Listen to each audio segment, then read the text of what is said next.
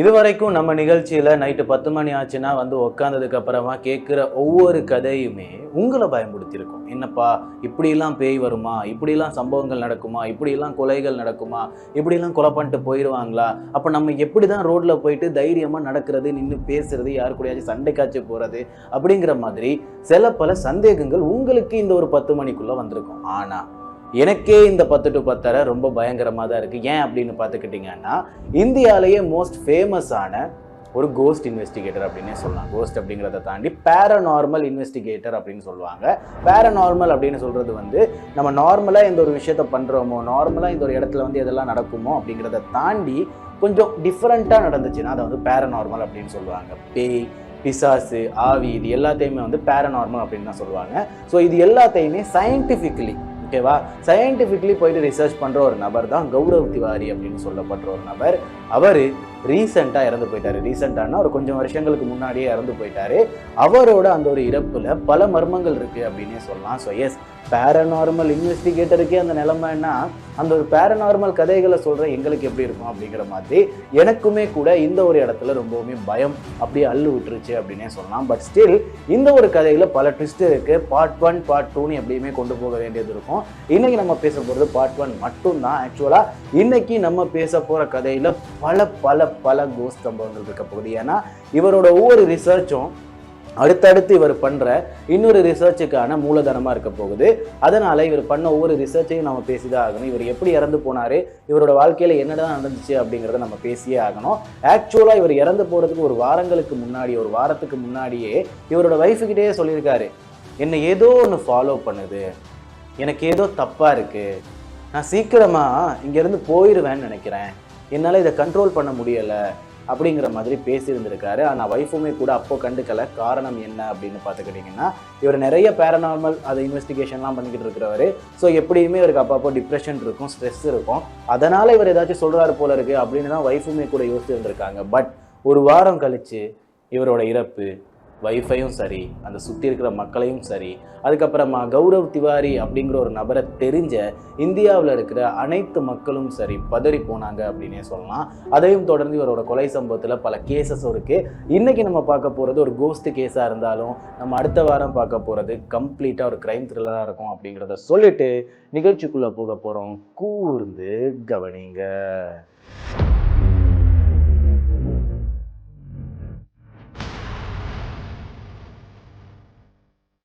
இந்த சம்பவம் நடந்தது ஜூலை 7, 2016 டெல்லி துவாரகா செக்டர் 19 அப்பார்ட்மெண்ட்ல தான். சரியா?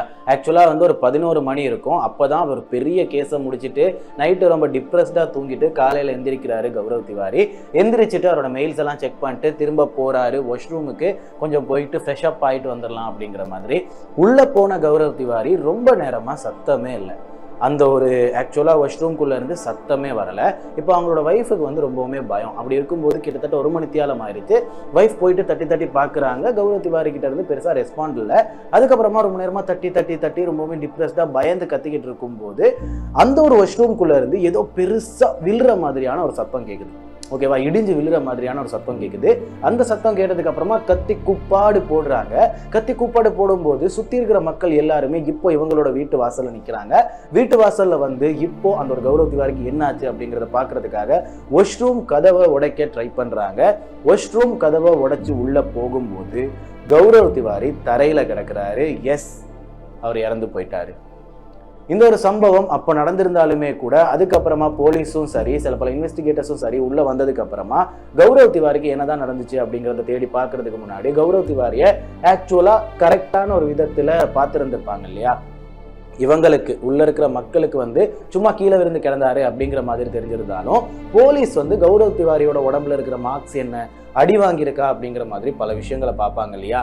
அப்படி பார்க்கும்போது போலீஸ் கண்டுபட்ட ஒரு விஷயம்தான், இவரோட கழுத்துல கையை வச்சு நெரிச்ச மாதிரி கருப்பா ஒரு மார்க் இருந்திருக்கு. அப்படி இல்லைன்னா கையா இருக்கலாம், கயிறா இருக்கலாம், ஏதோ ஒன்று வச்சு நெரிச்ச மாதிரியான கருப்பா மார்க் இருந்திருக்கு. இவரோட கழுத்தை நெரிச்சு கொலை பண்ணியிருக்காங்க அப்படிங்கிறது பார்க்கும்போதே பச்சையா தெரியுது அப்படின்னே சொல்லலாம். ஸோ இதனால இந்த ஒரு கேஸ் இப்போ ட்விஸ்ட் அண்ட் டர்ன்ஸோட மாற ஆரம்பிக்குது அப்படின்னே சொல்லலாம்.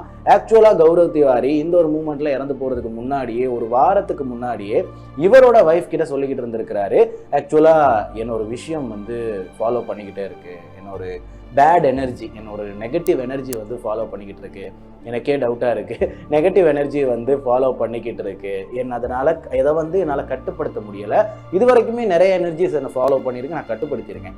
பட் ஸ்டில் இன்னைக்கு ஃபாலோ பண்ணுற இந்த ஒரு எனர்ஜியை என்னால் கட்டுப்படுத்திக்க முடியலை, எனக்கு பயமாக இருக்குது, கூடிய சீக்கிரம் நான் இங்கிருந்து போயிடுவேன்னு நினைக்கிறேன் அப்படிங்கிற மாதிரி அழுது புலம்பி இருந்திருக்கிறாரு.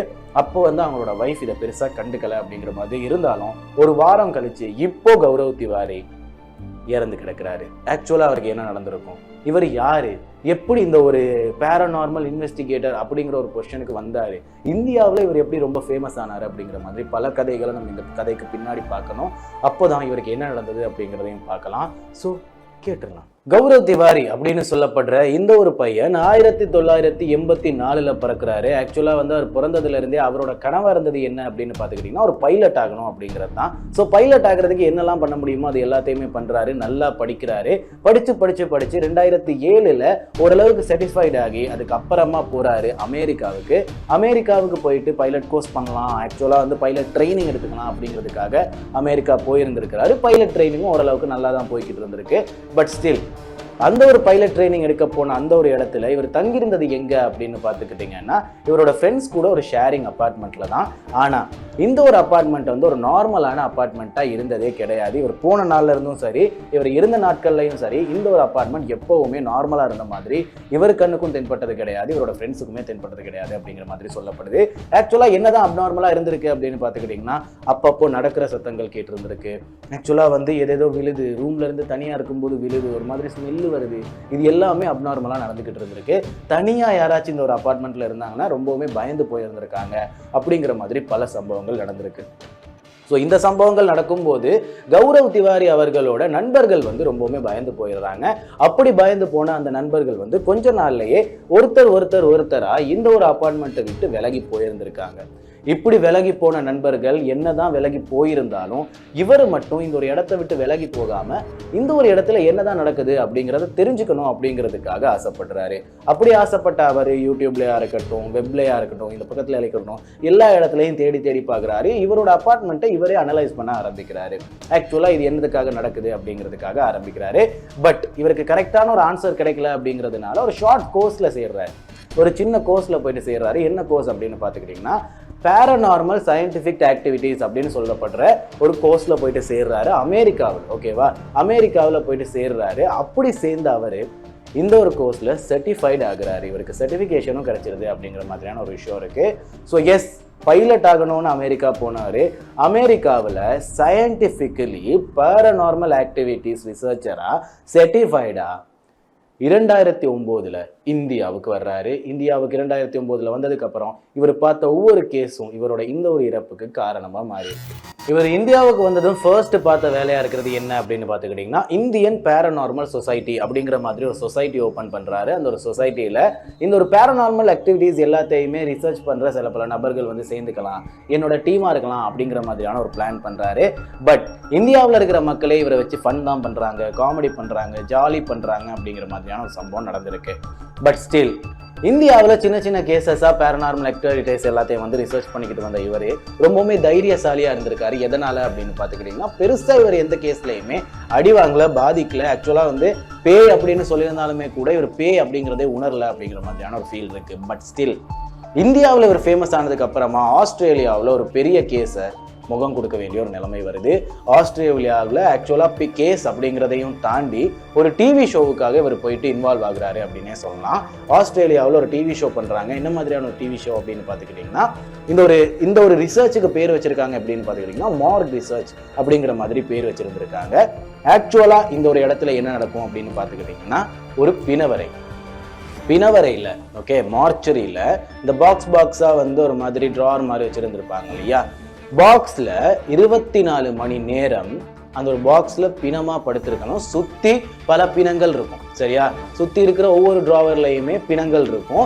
இவருமே கூட ஒரு பிணவரைக்குள்ள இருக்கிறார், ஒரு பாக்ஸ்குள்ள இருக்கிறாரு. 24 மணி நேரம் உள்ளேயே இருக்கணும். உள்ள கேமரா எதுவும் கிடையாது, ஒரு சவுண்ட் ரெக்கார்டர் மட்டும் தான் இருக்க போகுது.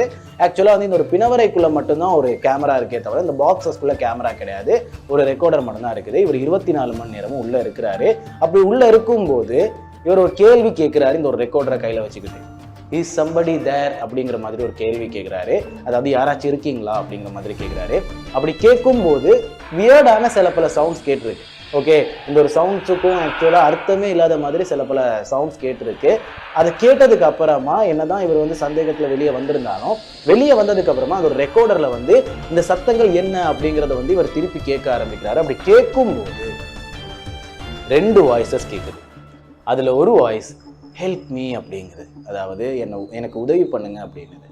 இன்னொரு voice to you think they can help you அப்படிங்கிற மாதிரி நக்கலா கேட்குது. அதாவது நீ நினைக்கிறியா இவங்களால உனக்கு உதவி பண்ண முடியும் அப்படின்ட்டு நக்கலா கேட்குது. இது ரெண்டையும் கேட்டு அவர் கதிகலங்கி போயிடுறாரு அப்படின்னு தான் சொல்லணும். இது ஒரு கேஸ் மட்டும்தான். இந்த ஒரு கேஸுக்கு அப்புறமா இவர் இந்தியாவில் ரொம்பவுமே ஃபேமஸ் ஆகுறாரு. ஆஸ்திரேலியாவில் ஆக்சுவலாக ரொம்பவுமே பிரபலமான ஒரு டிவி ஷோவில் போயிட்டு இவர் பேய்களோட பேசிட்டு வந்திருக்காரு. இவருக்கே தெரியாமல் நான் இவரே வீதியில் தான் இருக்காரு அப்படின்னு சொல்லலாம். ஏன்னா இது வரைக்குமே எல்லாமே சயின்டிஃபிக்கலி தான் இவர் ஹேண்டில் பண்ணிக்கிட்டு வர்றாரு. பட் ஸ்டில் பேய்களை பார்க்கும்போது ஒரு கோவம் அப்படி இல்லைன்னா ஒரு பயம் வரும் அப்படின்னே சொல்லலாம் இல்லையா? ஏன்னா இவரை பொறுத்த வரைக்கும் பேரநார்மல் ஆக்டிவிட்டி அப்படிங்கிறது science. But still paranormal activity வந்து ஆக்சுவலாகவே உண்மையாக சாத்தான்கள் மூலியமாகவும் பேய்கள் மூலியமாகவும் நடக்குதுன்னா இவருக்கு பயம்தான் வரும் அப்படின்னே சொல்லலாம். இந்தியாவில் ஒரு ஃபேமஸ் ஆனதுக்கு அப்புறமா இந்தியாவில் ஃபேமஸ் ஆனதுக்கு அப்புறமா டெல்லியில் காட்கடோமா அப்படின்னு சொல்லப்படுற ஒரு டெல்லியில் இருக்கிற கோர்ட், ஒரு பெரிய கோர்ட்டில் ஒரு பேய் சம்பவம் நடக்குது. இந்த ஒரு சம்பவத்தை ஒரு ரிசர்ச் பண்ண போறாரு. என்ன மாதிரியான பேய் சம்பவம் அப்படின்னு பார்த்தீங்கன்னா, நைட்டில் வந்து சில பல ஃபைல்ஸ்லாம் காணாமல் போகுது, சில பல ஃபைல்ஸ்லாம் வந்து தரையில் விழுகுது, கதவுகள்லாம் திறக்கப்படுது அப்படிங்கிற மாதிரியான ஒரு சம்பவம் நடந்துகிட்டு இருக்கு. இது ஒரு 2011 2012 காலகட்டங்கள் தான். ஸோ சிசிடிவி கேமராலாம் இருக்கு. ஸோ இப்படி இருக்கும்போது இந்த ஒரு கேஸை ஹேண்டில் பண்ணுறதுக்காக, ரிசர்ச் பண்ணுறதுக்காக இவரோட குழுவினர் கூட இந்த ஒரு கோர்ட்டுக்கு போறாரு. அப்படி போகும்போது கொஞ்ச நாள் கழிச்சு இவர் மட்டும் தனியாக போயிட்டு ஆக்சுவலாக இந்த ஒரு கோர்ட்டில் இருக்கிற ஒரு வாட்ச்மேன் கூட பேசுறாரு நைட் நேரத்தில். அந்த ஒரு வாட்ச்மேன் கூட இவர் சிசிடிவி ஃபுட்டேஜஸ் பார்த்துக்கிட்டு இருக்காரு. அப்படி பார்த்துக்கிட்டு இருக்கும்போது அந்த ஒரு வாட்ச்மேன் தியாகி அப்படின்னு சொல்லப்படுற வாட்ச்மேன் வந்து இவருக்கு மோஸ்ட்லி ஹெல்ப் பண்ணியிருக்காரு அப்படின்னு சொன்னா. ஸோ நைட்டு பூரா சிசிடிவி ஃபுட்டேஜஸை பார்க்குறாங்க. அப்படி பார்க்கும்போது அவங்களோட கண்ணுக்கு தென்படுறது இந்த ஒரு ஆஃபீஸ் ரூம்குள்ளேயும் கோர்ட் ரூம்குள்ளேயும் அடிக்கடி ஒரு வெள்ளை கலர் உருவம் காற்றோட்டமாக போய்கிட்டு இருக்கு. இந்த உருவத்தை பார்த்ததுக்கு அப்புறமா இவர் ரொம்பவுமே பயந்து போயிடுறாரு அப்படின்னே சொல்லலாம். சரி, ஓகே, இந்த ஒரு சம்பவம் நடந்துருச்சு. நைட்டு அவர் வீட்டுக்கு போயிட்டாரு. வீட்டுக்கு போனவர் திரும்ப காலையில் இந்த ஒரு கோர்ட்டுக்கு வந்து அடுத்த ரிசர்ச் ஆரம்பிக்கலாம் அப்படிங்கிறதுக்காக இன்னொரு வாட்ச்மேனை மீட் பண்ணுறாரு. அந்த ஒரு வாட்ச்மேன் கிட்ட கேட்குறாரு, நைட்டு என் கூட பேசின அந்த நைட் டியூட்டியில் இருந்தார் இல்லையா தியாகி அப்படின்னு சொல்லப்படுற வாட்ச்மேன், அந்த வாட்ச்மேன் கூட நான் பேசணும். அவர் வந்து நைட்டு எனக்கு ரொம்ப உதவி பண்ணாரு. அவர்னால தான் இந்த ஒரு இடத்துல பேரநார்மலாக ஒரு ஆக்டிவிட்டி இருக்குது அப்படிங்கிறதே நான் கண்டுபிடிச்சேன் அப்படிங்கிற மாதிரியான ஒரு விஷயத்த சொல்கிறாரு. அப்படி சொல்லும்போது அந்த ஒரு வாட்ச்மேன், இப்போ இருக்கிற வாட்ச்மேன் சொல்கிறாரு, தியாகியா அவர் நைட்டே ஹார்ட் அட்டாக் வந்து இறந்து போயிட்டாரு அப்படிங்கிற மாதிரியான ஒரு விஷயத்த சொல்கிறாரு. ஆக்சுவலாக என்ன டைம் இவர் இறந்து போனார் அப்படிங்கிற அந்த ஒரு போஸ்ட்மார்ட்டம் ரிப்போர்ட்டை எடுத்து பார்க்குறாங்க. அப்படி எடுத்து பார்க்கும்போது இவருக்கு இன்னும் ஷாக்கு. ஏன்னா இவர் கூட எப்போ சிசிடிவியில் உட்காந்து வேலை பார்த்தாரோ அதுக்கு முன்னாடியே இவர் ஹார்ட் அட்டாக் வந்து இறந்து போயிட்டார். ஸோ ஆக்சுவலாக என்ன நடந்திருக்கு அப்படின்னு பார்த்துக்கிட்டிங்கன்னா, கௌரவ் திவாரி கிட்ட ஒரு பேயே அவர் இறந்து போயிட்டாரு அப்படிங்கிறதே தெரியாமல் உதவி பண்ணிக்கிட்டு இருந்திருக்கு. கௌரவ் திவாரியுமே கூட இது எல்லாத்தையுமே ஒரு ரிசர்ச்சாக பண்ணுற ஒரு நபர் அப்படிங்கிறதுனால அவருக்கு இந்த ஒரு விஷயத்தை புரிஞ்சிக்கவே முடியல. இவர் இறந்துட்டாரா உயிரோடு இருக்காரா அப்படிங்கிறதே புரிஞ்சிக்க முடியலை. அதனால அவருமே கூட நார்மலாக பேசிக்கிட்டு வந்திருக்காரு. இதுதான் நடந்திருக்கு. ஒரு பேயே இவருக்கு ஹெல்ப் பண்ணியிருந்திருக்கு அப்படின்னே சொல்லலாம். ஸோ எஸ், இந்த ஒரு சம்பவம் நடந்ததுக்கு அப்புறமா தான் இவரோட வாழ்க்கையில பெரிய தப்பை பண்ண ஆரம்பிக்கிறாரு. அந்த பெரிய தவறு என்ன அப்படின்னு பார்த்துக்கிட்டிங்கன்னா, ஆசியாவிலேயே மிக பயங்கரமான ஒரு இடம் இருக்கு, அதுவுமே இந்தியாவில தான் இருக்கு. ஆக்சுவலா வந்து ஆசிய மக்களே ரொம்ப பயப்பட்ட ஒரு இடம் அப்படின்னே சொல்லலாம். யூரோப்பியன்ஸ் கூட இந்த ஒரு இடத்த பார்த்து பயந்துருக்காங்க அப்படின்னே சொல்லலாம். பங்கர் கோர்ட் அப்படின்னு சொல்லப்படுற ஒரு இடம் இருக்கு. இந்த ஒரு இடத்துல யாருமே இரவு நேரத்தில் போயிட்டு பிளாக் பண்ணுறது, ஃபன் பண்ணுறது, இல்லை நான் பேயை வச்சு ரிசர்ச் பண்ண போகிறேன் அப்படிங்கிற மாதிரி பண்ணுறது, இது எல்லாம் பண்ண மாட்டாங்க. நீங்கள் யூடியூப்பில் ஒரு நபரை பார்த்துருப்பீங்க. அந்த நபருமே கூட ஹாண்டட் பிளேசஸ் எல்லாத்தையுமே போயிட்டு விசிட் பண்ணிக்கிட்டு இருப்பார். அவரு கூடயுமே இந்த ஒரு இடத்துக்கு 6 மணிக்கு முன்னாடி போயிட்டு பார்த்துட்டு மட்டும் தான் வந்திருப்பாரே தவிர இந்த ஒரு இடத்த போயிட்டு கம்ப்ளீட்டாக ரிசர்ச் பண்ணிட்டு இருக்க மாட்டார். காரணம். இந்த ஒரு இடத்துக்குள்ள நைட் நேரத்துல போன யாருமே உயிரோடு இருந்தது கிடையாது. சுத்தி இருக்கிற மக்களுமே கூட இப்போ வரைக்குமே அதை தான் நம்புறாங்க. ஏன் அப்படின்னு பார்த்துக்கிட்டீங்கன்னா, இது வரைக்குமே அந்த ஒரு இடத்துக்குள்ள போன யாருமே உயிரோட வந்ததா கிடையாது. நைட்டு போனா காலையில அவங்க உயிரோட இருக்க மாட்டாங்க அப்படிங்கிற மாதிரியான ஒரு பயமும் இருக்கு, ஒரு நம்பிக்கையும் இருக்கு அப்படின்னு சொல்லலாம். ஆக்சுவலா இந்த ஒரு இடத்தோட ஒரு சாபமா இது மாறி இருக்கு அப்படிங்கிற மாதிரி சுத்தி இருக்கிற மக்கள் எல்லாருமே நம்புறாங்க. இந்த ஒரு இடத்துக்கு கௌரவ் திவாரி விசிட் பண்றாரு. இப்போதான் ப்ராப்ளமே ஆரம்பிக்குது. ஆக்சுவலா வந்து இது வரைக்குமே அவர் சின்ன சின்ன கேசஸ், பெரிய கேசஸ் வரைக்குமே ஹேண்டில் பண்ணியிருந்தாலும், இந்த ஒரு இடத்துல இவர் போயிட்டு கேஸை ஹேண்டில் பண்ணது மட்டும் கிடையாம இந்த ஒரு இடத்தையே கலாய்ச்சிட்டு வந்துடுறாரு அப்படின்னு சொல்லலாம். ஒரு நாள் இவரோட டீமோட சேர்ந்து ஒரு நைட் ஃபுல்லா தங்க போறேன், இந்த ஒரு இடத்துல தங்க போறேன் அப்படிங்கிற மாதிரி ஒரு பெரிய கட்டோட உள்ள போறாரு, ஒரு பெரிய தைரியத்தோட உள்ள போறாரு அப்படின்னு சொன்னா, உள்ள போறவரு அவரோட கையில ஒரு K2 மீட்டர், சில பல சயின்டிபிக் டூல்ஸ், சில பல நோட் புக்ஸ், சில பல கேமராஸ், இது எல்லாத்தையும் எடுத்துக்கிட்டு உள்ள போறாரு. அவ்வளவுதான். சின்ன சின்ன கேமராஸ், மைக் ஃபீட் எல்லாத்தையும் எடுத்துக்கிட்டு உள்ள போறாரு. உள்ள போனவங்க நைட்டு ஃபுல்லா தங்கலாம் அப்படிங்கிற பிளான்ல தான் போறாங்க. அப்படி போகும்போது அங்க இருந்த எல்லாருமே வந்து படுத்து உறங்கிக்கிட்டு இருக்கும்போது நைட்டு ஒரு 12 மணி இருக்கும். அந்த 12 மணிக்கு இவர் வெளியே வந்து இங்க யாராச்சும் இருக்காங்களா அப்படிங்கிறத தேட ஆரம்பிக்கிறாரு.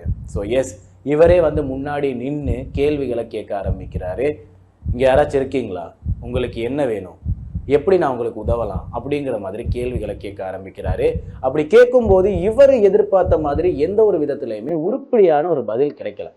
ஓகேவா? இவர் கேட்ட மாதிரி கேள்விகளுக்கு வந்து உருப்படியான பதில் கிடைக்கல. சும்மா ஓ அப்படிங்கிற மாதிரி சவுண்டு மட்டும் தான் வந்திருக்கு. எஸ், அதுவும் பேய்களோட சவுண்டு தான். இது எல்லாத்தையும் அவர் பெருசா கண்டுக்கவே இல்லை. ஓகேவா? சரி, ஓகேன்ட்டு 12 மணிக்கெல்லாம் போயிட்டு தூங்கினவர் அதுக்கப்புறமா காலையில விடிய 6 மணிக்கெல்லாம் திரும்ப கேமராவை எடுத்து கேமராவில் அந்த ஒரு இடத்த கலாய்க்க ஆரம்பிக்கிறார். இங்கே தான் பிரச்சனையே ஆரம்பிக்கிறார். அந்த ஒரு இடத்த கலாய்க்க ஆரம்பிக்கிறாரு. எப்படி கலாய்க்கிறாரு அப்படின்னு பார்த்தீங்கன்னா, இந்த இடத்துல பேய்லாம் இல்லை, இந்த இடத்துல பெரிய ஆளுங்கள்லாம் இல்லை, இந்த இடமே வந்து ஒரு போலி, இங்கே இருக்கிற மக்கள் வந்து இவங்க இஷ்டத்துக்கு கட்டுக்கதை அடித்து விட்டுக்கிட்டு இருக்காங்க, இந்த இடத்துல பேய்லாம் இல்லை, பயப்படுறதுக்கு ஒன்றுமே இல்லை, அப்படியே அப்படின்ட்டு விட்டுட்டு இப்படி போனவர் போகும்போதே இவரோட முகத்திலேயே ஒரு மாற்றம் தெரியுது. அவங்களோட டீமே சொல்றாங்க, இவர் போகும்போதே வந்த ஒரு ஃபார்மேஷனே வந்து சரியா இல்லை. ஆக்சுவலா வந்து இது வரைக்கும் நம்ம நிறைய கேஸ் முடிச்சுட்டு வந்திருக்கோம். அந்த கேஸ்ல வந்து இவரோட கண்ணில் நான் பயத்தை பார்த்ததில்லை, ஒரு பதட்டம் இருக்குமே தவிர பயம் இருக்காது.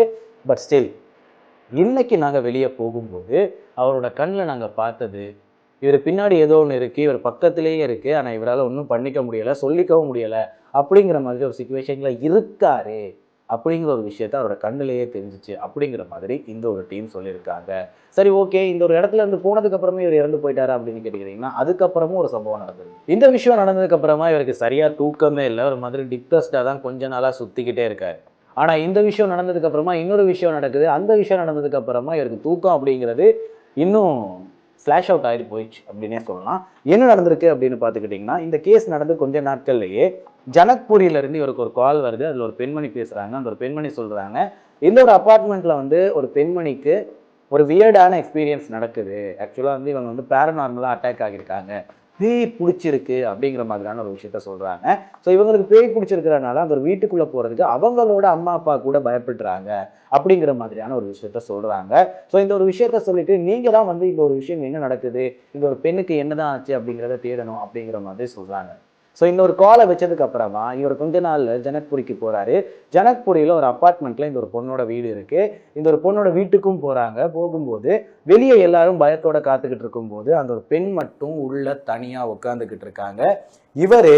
இவரோட காலை எடுத்து உள்ள வைக்கும் போதே அந்த ஒரு பெண் வியர்டா சிரிக்க ஆரம்பிக்கிறாங்க. ஒரு மாதிரி பயங்கரமா சிரிக்க ஆரம்பிக்கிறாங்க.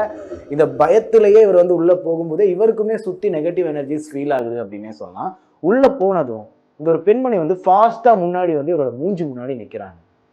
ஓகே, மூஞ்சி முன்னாடி நின்று இவர்கிட்ட கேட்குறாங்க, நீங்க எல்லாருக்கும் உதவ வந்திருக்க, இங்க இருக்கிற எல்லாரும் உன்னோட உதவியை பார்த்துக்கிட்டு இருக்காங்க, உனக்கு யாரு உதவ போறா, உனக்கு யார் உதவ போறா அப்படிங்கிற மாதிரி பெங்காலியில கேட்க ஆரம்பிக்கிறாங்க. இந்த ஒரு விஷயத்த கேட்டதுக்கு அப்புறமா இவருக்கு இன்னும் பயம் அள்ளு விட்டுருது அப்படின்னே சொல்லலாம். ஸோ அந்த ஒரு கேஸை அப்படியே விட்டுட்டு அவர் வீட்டுக்கு போயிடுறாரு.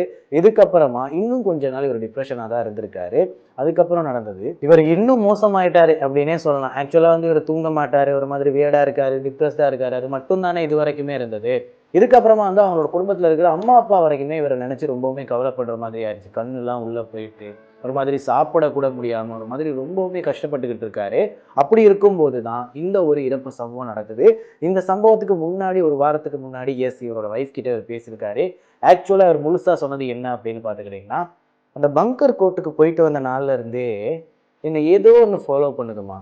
அந்த நெகட்டிவ் எனர்ஜி வந்து நான் தாங்கிக்க முடியல. அழுதுகிட்டே சொல்கிறாரு. என்னால் தாங்கிக்க முடியல. நான் அதை எரிக்க ட்ரை பண்ணுறேன். ஆனால் அதை என்னால் எரிக்க முடியலை. அது என்னை வந்து இங்கேருந்து கூட்டிகிட்டு போக ட்ரை பண்ணுது அப்படிங்கிற மாதிரியான ஒரு விஷயத்த சொல்கிறாரு. சொல்லி அழுதுகிட்டு இருக்காரு அப்படின்னே சொல்லலாம். ஸோ ஆக்சுவலாக இவங்களோட ஒய்ஃபுமே கூட இதை பெருசாக கண்டுக்கலை. ஏன்னா இவர் ஸ்ட்ரெஸ்ஸாக இருக்காரு, ரொம்ப டிப்ரெஸ்ட் ஆகியிருக்காரு, அதனால ஏதோ நினச்சி பயப்படுறாரு அப்படின்ட்டு கட்டிப்பிடிச்சு அதுக்கப்புறமா ஓரளவுக்கு ஷேப் பண்ணிட்டு அவரை வந்து தூங்க வச்சிடுறாங்க. சாகரத்துக்கு முன்னாடி நாள் ஜூலை 6ஆம் தேதி இரவு நேரம் இப்போ என்ன நடந்துச்சு அப்படிங்கிறது தான் ஆக்சுவலான இன்னும் பிளாட் ட்விஸ்டான ஒரு விஷயம் அப்படின்னே சொல்லலாம். சாகரத்துக்கு முன்னாடி நாள் இரவு இவர் வந்து இவரோட டீம்ல ஒருத்தருக்கு கால் பண்றாரு. கால் பண்ணி நான் ஒரு முக்கியமான விஷயம் சொல்லணும் அப்படின்னு சொல்றாரு. சொல்லிட்டு அப்படியே சைலண்ட் ஆயிடுறாரு.